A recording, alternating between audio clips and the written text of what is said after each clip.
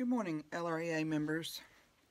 Today, I am beginning a series of video chats to help inform our membership about what has happened, some background, and try to get everybody up to speed because there seems to be a lot of confusion out there about what has transpired. There seems to be some confusion about who LREA is, who I am, and just what overall has happened in the course of the last few months. So this is the first in the series, and today's is going to be more about background, and so you can listen to this at your leisure. I'm going to try to keep it brief, but there's a lot of background to cover. So first of all, who am I?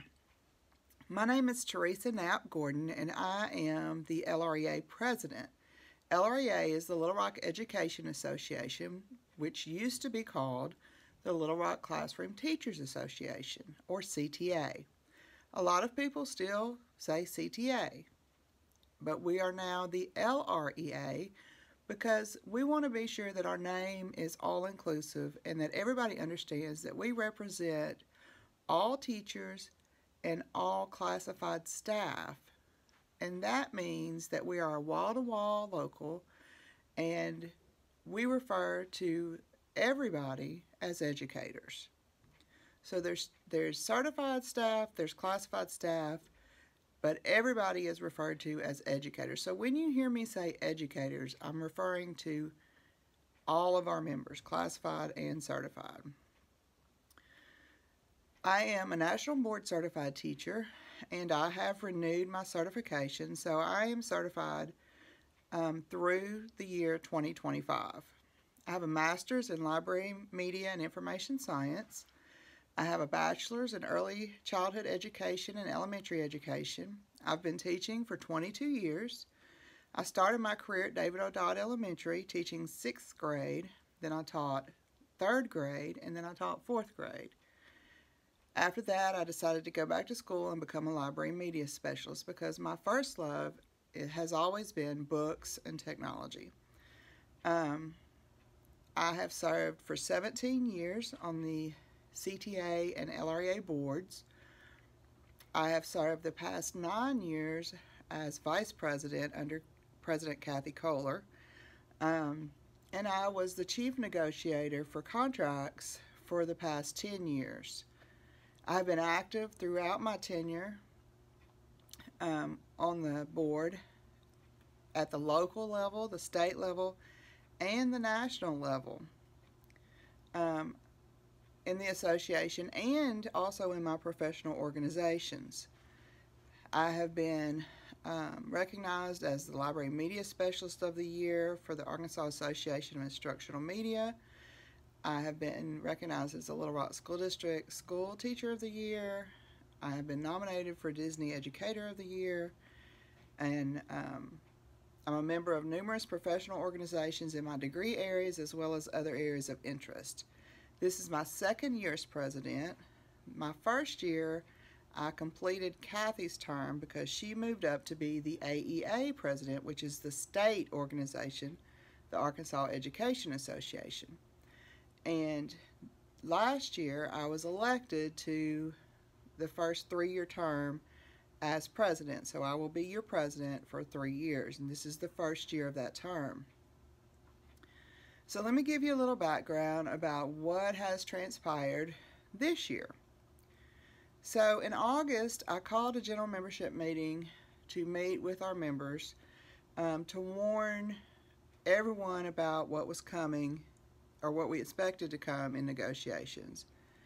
We anticipated that Commissioner Key, who is technically our school board because we are under state control and have been since January 28, 2015.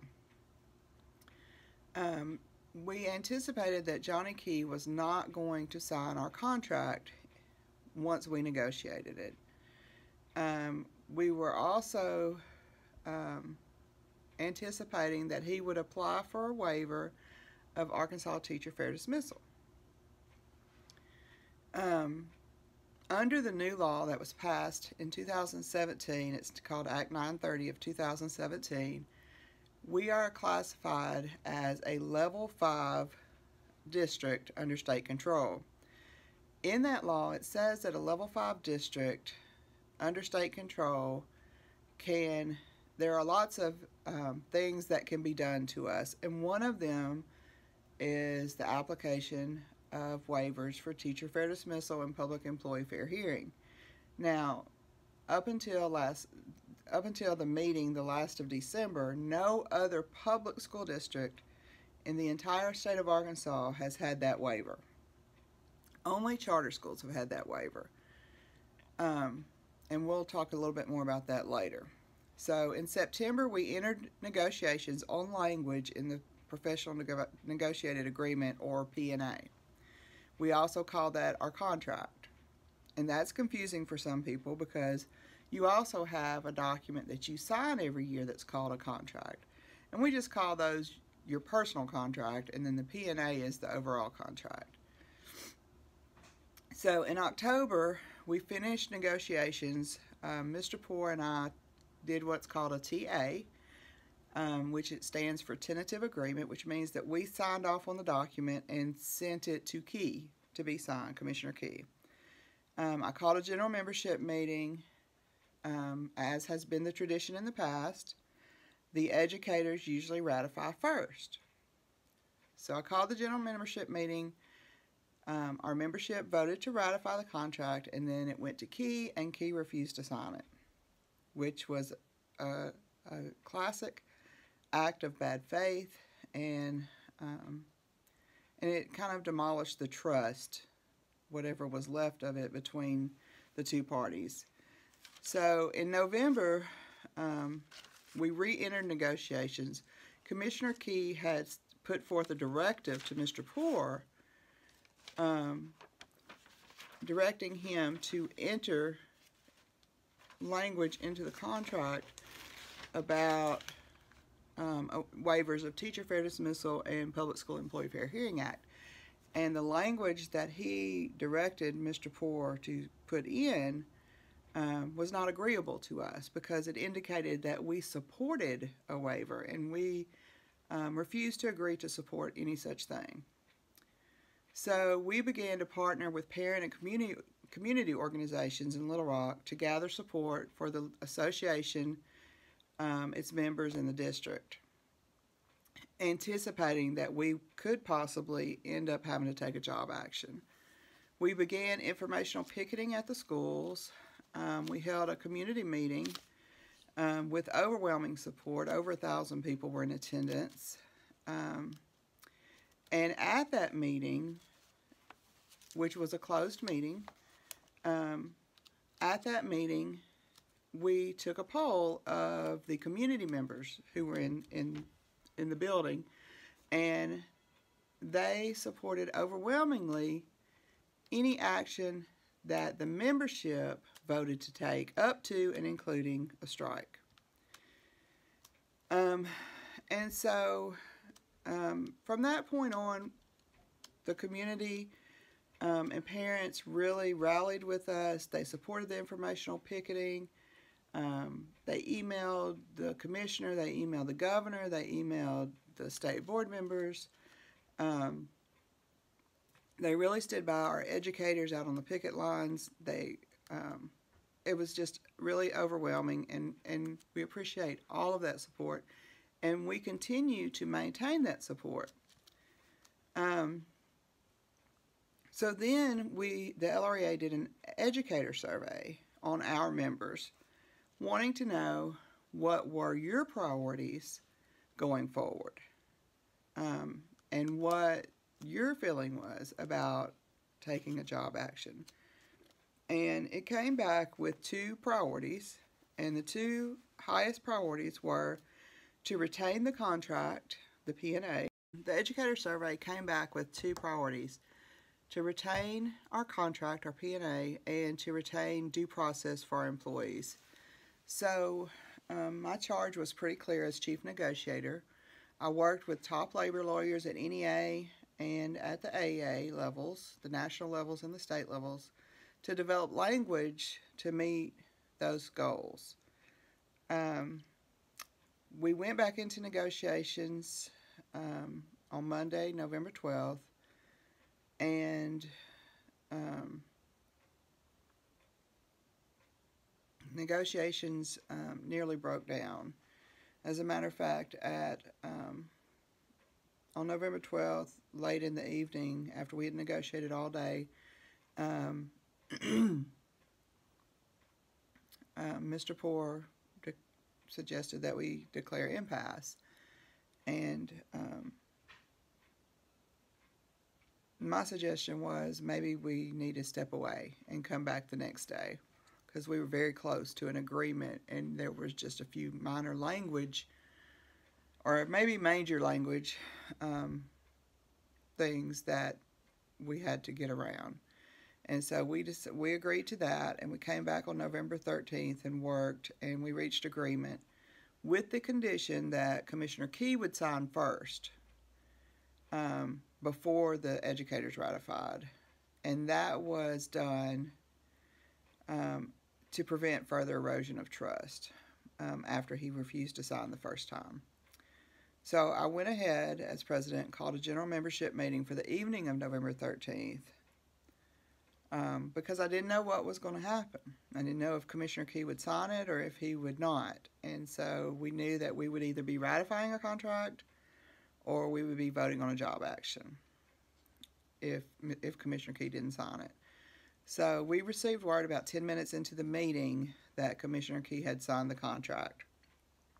The contract was then presented to the members for a vote, and it was ratified by the members. So here are some things you need to know that are kind of important to dispel some rumors that are floating around out there, and maybe even some questions that people who feel like they're in the know don't really understand.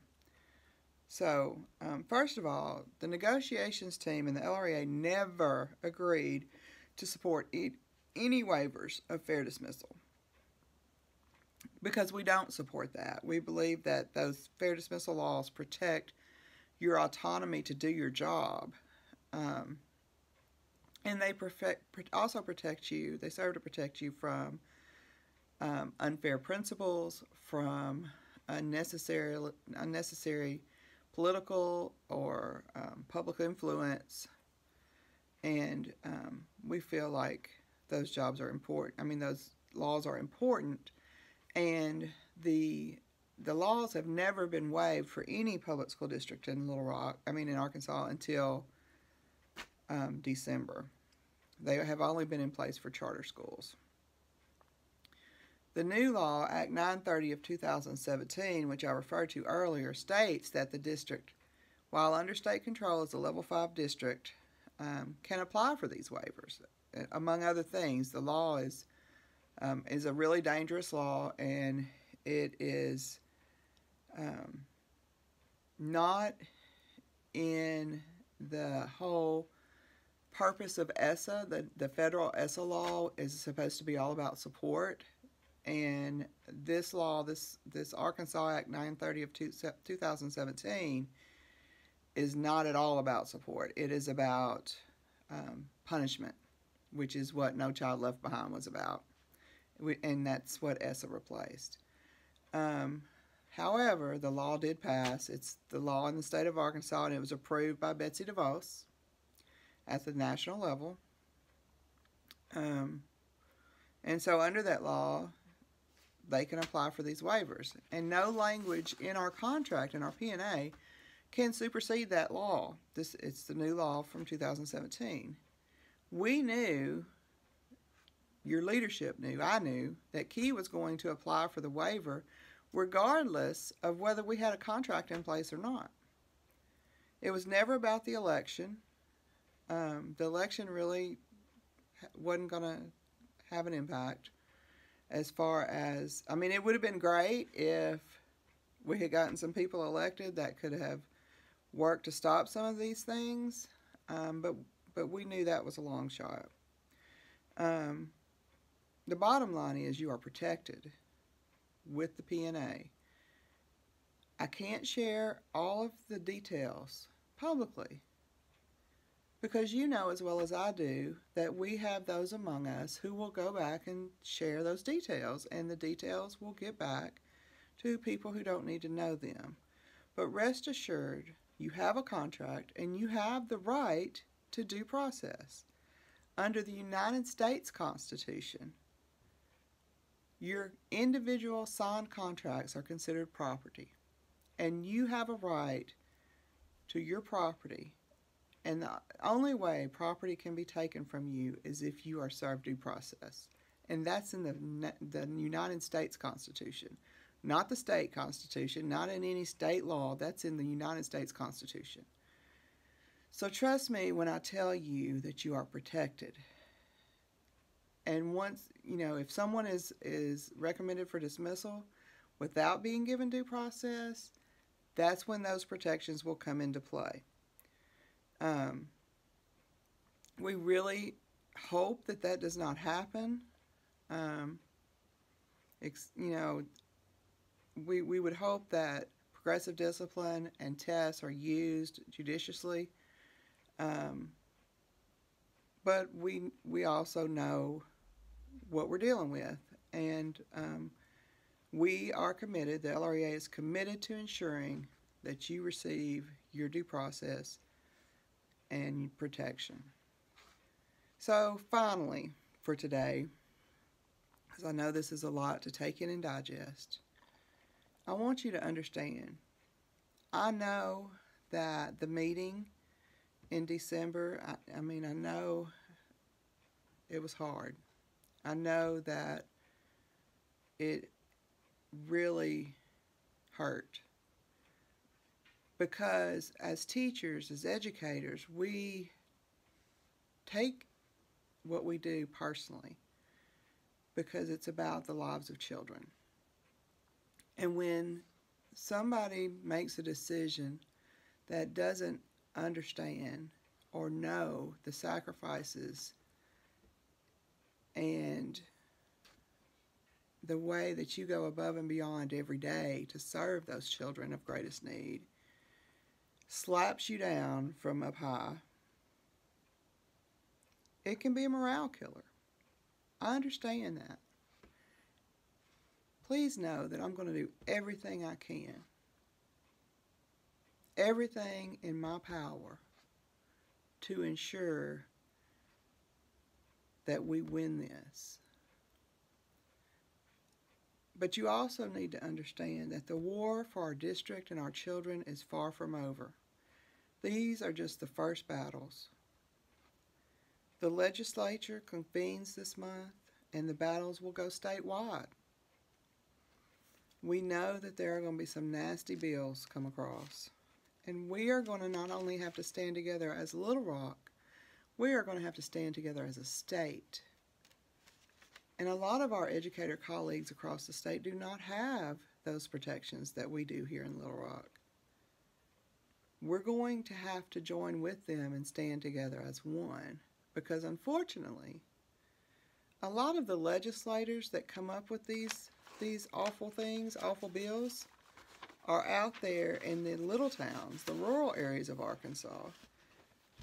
The good thing about that is we have colleagues in those towns who go to church with those people, who shop at the grocery store with those people, who visit with those people, their kids play together. They have their ear. And we're going to have to encourage them and talk to them, because we all have relatives all across Arkansas. We all know people all across Arkansas. We've got to help inform them and let them know what's going on and what they need to be talking to their legislators about.